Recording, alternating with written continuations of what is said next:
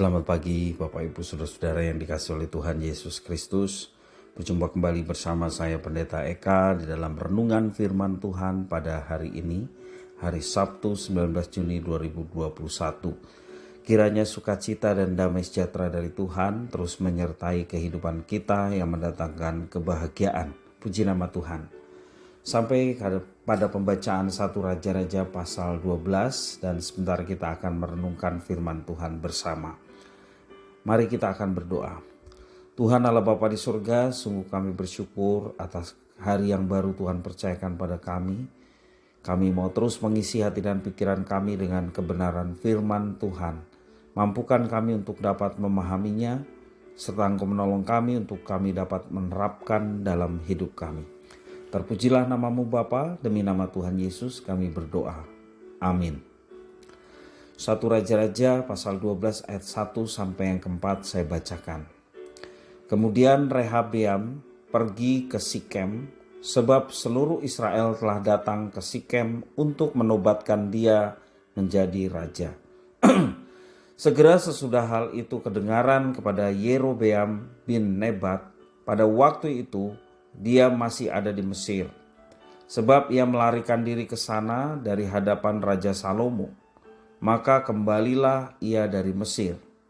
Orang menyuruh memanggil dia, lalu datanglah Yerobeam dengan segenap jemaah Israel dan berkata kepada Rehabeam, "Ayahmu telah memberatkan tanggungan kami, maka sekarang ringankanlah pekerjaan yang sukar yang dibebankan ayahmu dan tanggungan yang berat yang dipikulkannya kepada kami, supaya kami menjadi hamba-Mu."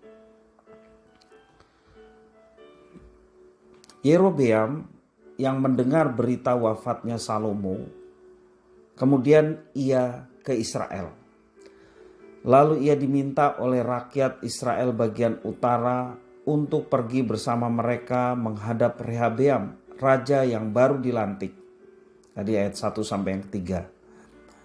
Mereka mengajukan permohonan agar Rehabeam berkenan meringankan beban berat yang selama ini ditanggung Salomo atas mereka. Permohonan itu disertai dengan janji akan mengabdi kepada raja. Dikatakan ayat yang keempat, "Kami akan menjadi hamba-Mu," hamba Rehabeam yang dimaksud. Sebenarnya ini merupakan kesempatan bagi raja yang baru itu untuk mengambil hati rakyatnya sehingga ia bisa mendapat dukungan sepenuhnya, karena ini dikatakan rakyat Israel di bagian utara. Penasehat-penasehat Salomo pun memberikan saran agar Rehabeam memenuhi permohonan rakyat. Ayat yang kelima sampai yang 7 mengatakan demikian. Tetapi ia menjawab mereka, "Pergilah sampai lusa, kemudian kembalilah kepadaku." Lalu pergilah rakyat itu.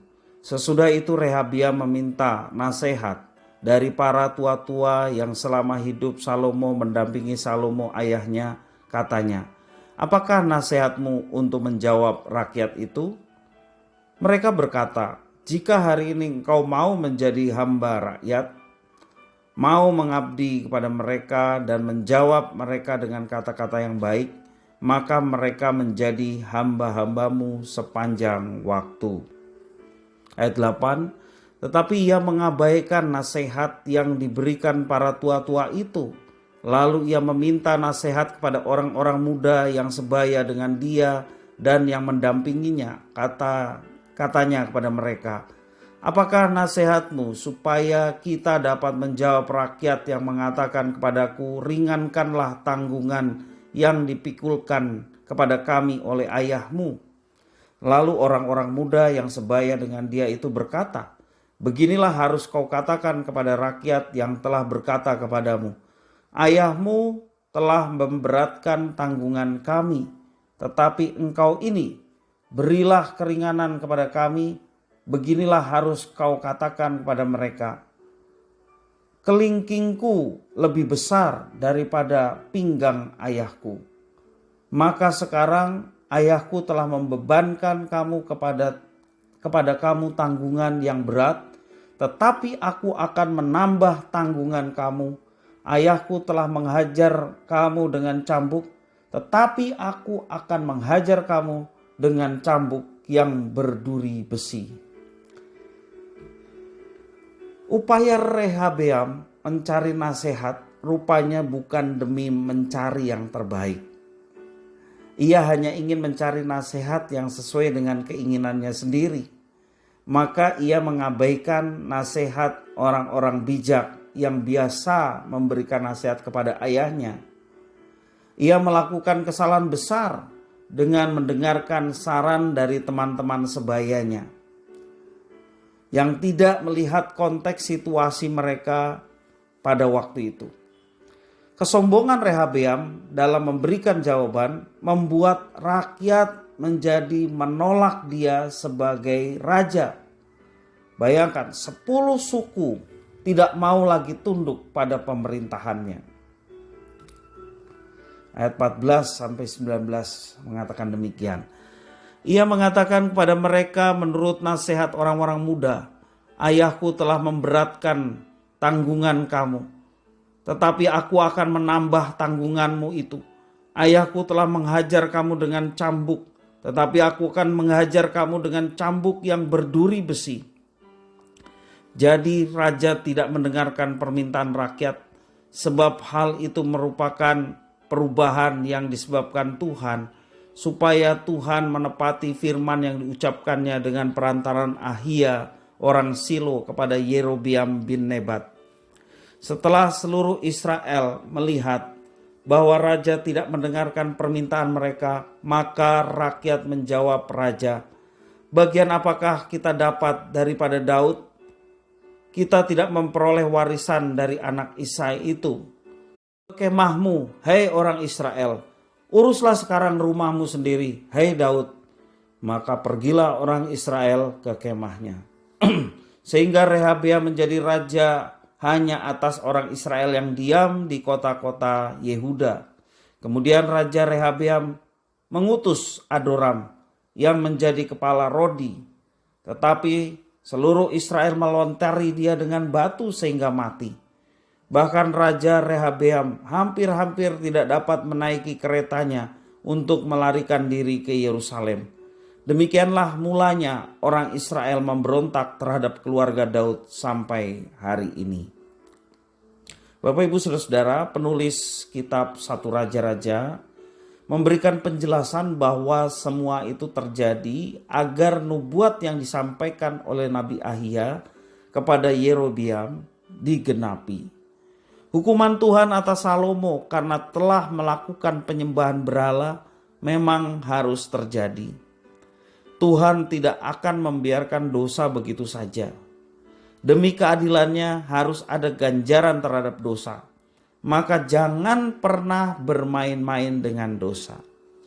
Selain itu, harus diingat juga bahwa dosa kita bisa berdampak bagi orang lain. Maka kita perlu berdoa bagi pemimpin-pemimpin kita agar mereka mempertimbangkan setiap perbuatan maupun tingkah laku. Karena dosa mereka bisa berdampak bagi orang-orang yang mereka pimpin.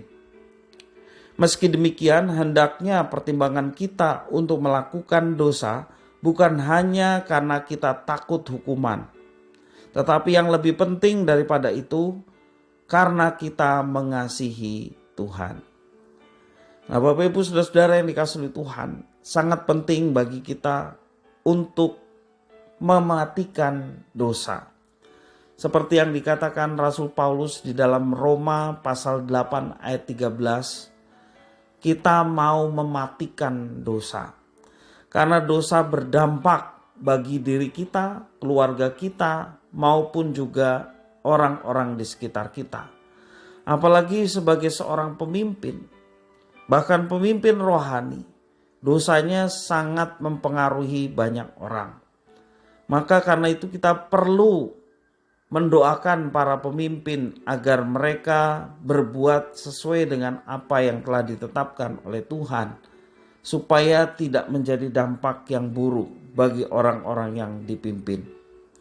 Nah, Bapak Ibu Saudara-saudara yang dikasihi oleh Tuhan, begitulah kisah Salomo yang diakhiri oleh anak-anaknya yang akhirnya menjadi perpecahan antara Israel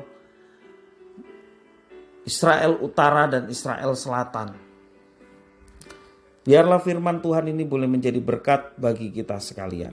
Mari kita berdoa. Tuhan Allah Bapa di surga, yang kami puja, kami sembah di dalam nama Tuhan Yesus. Sungguh kami bersyukur atas firman Tuhan pada hari ini. Engkau yang memampukan untuk kami dapat menerapkannya dalam kehidupan kami, untuk kami senantiasa mematikan setiap perbuatan dosa yang sesungguhnya sangat berdampak bagi diri kami, bagi orang yang ada di sekitar kami.